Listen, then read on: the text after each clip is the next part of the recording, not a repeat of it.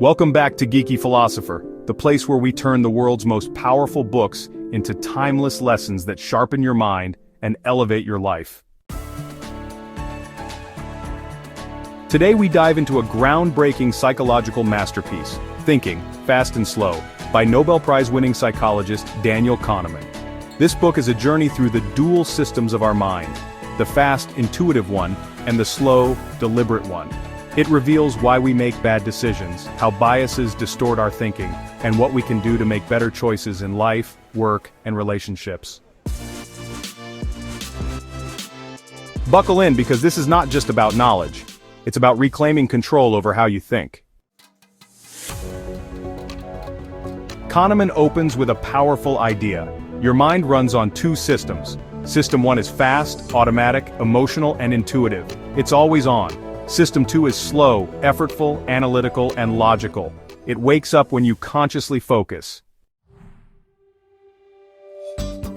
So here's an example. If I ask you, what's 2 plus 2?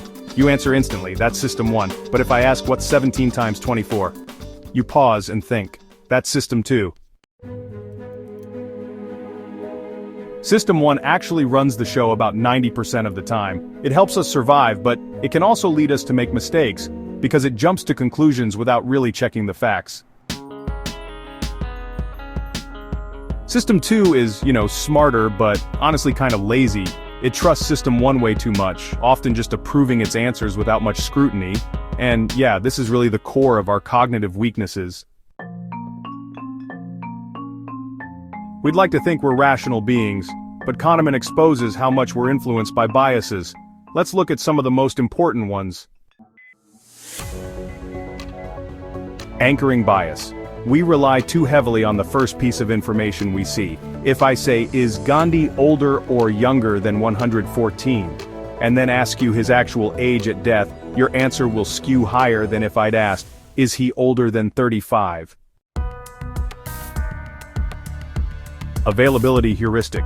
We think something is more likely if it comes easily to mind. For example, after watching a plane crash in the news, people overestimate the danger of flying.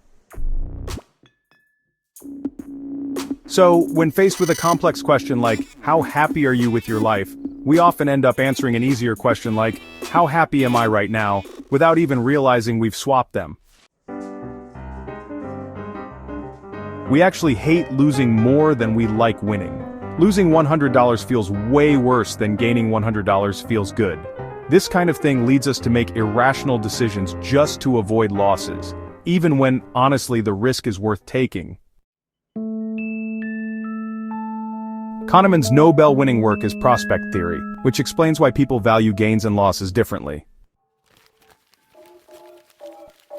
For example, given the choice between a guaranteed gain of $500 or a 50% chance of winning $1,000, most people choose the safe $500, even though both have the same expected value.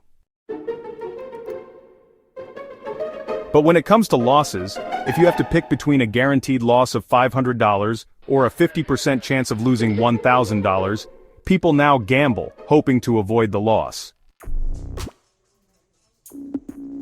This asymmetry defines our risk behavior. We avoid risk in gains but seek risk in losses. And honestly, that's a pattern that leads to poor decisions, especially when it comes to money. The halo effect. It's fascinating, really. You see, if someone excels in one area, we often assume they're good in others too. For instance, a good-looking person is often assumed to be smarter, or a successful CEO is assumed to be kind. This kind of thinking leads us to build distorted impressions, doesn't it? Now let's talk about overconfidence. Experts, well, they often believe they know more than they actually do. Stock pickers, economists, politicians, they're all prone to this illusion of validity. Their confidence is sky high, but their accuracy? Not so much. Kahneman shows us that most predictions, especially in complex systems, are no better than chance. It's quite eye-opening, isn't it? We tend to underestimate time, cost, and risks, don't we? This is known as the planning fallacy, a major trap in both business and personal life. We plan as if everything will go smoothly, ignoring past experiences and possible delays. Kahneman suggests using the outside view, considering what typically happens in similar situations, to correct our estimates. It's a practical approach, really.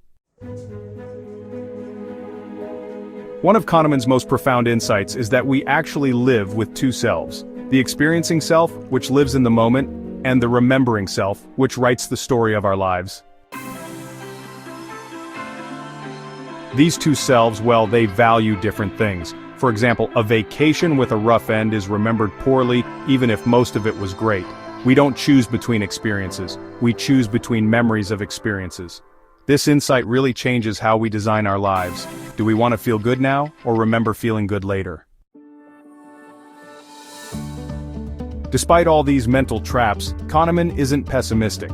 He actually suggests ways to improve our decision-making. Alright, so here are 4 ways you can actually outsmart your own brain. First, train yourself to slow down. When the stakes are high, just pause for a moment. Trigger system 2, thinking. Don't rely on your gut alone. Second, use checklists and algorithms. Humans, well, we're pretty inconsistent, but simple decision rules often outperform even expert judgment. Third, seek diverse opinions. We're honestly blind to our own blind spots, but getting multiple perspectives helps counter overconfidence. And fourth, keep track of your predictions. Write them down, track the outcomes. It really humbles your confidence and teaches you how to calibrate your thinking. Thinking Fast and Slow is a book that honestly changes how you see yourself and others. It's not just about knowing how the mind works, it's about becoming aware of your blind spots. And that awareness, that's the first step toward mastery. So, the next time you make a decision, just stop for a second.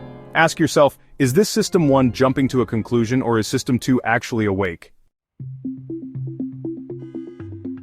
You're not just a thinker, you're the one who decides how to think. And that, geeky philosopher, is really where your power lies.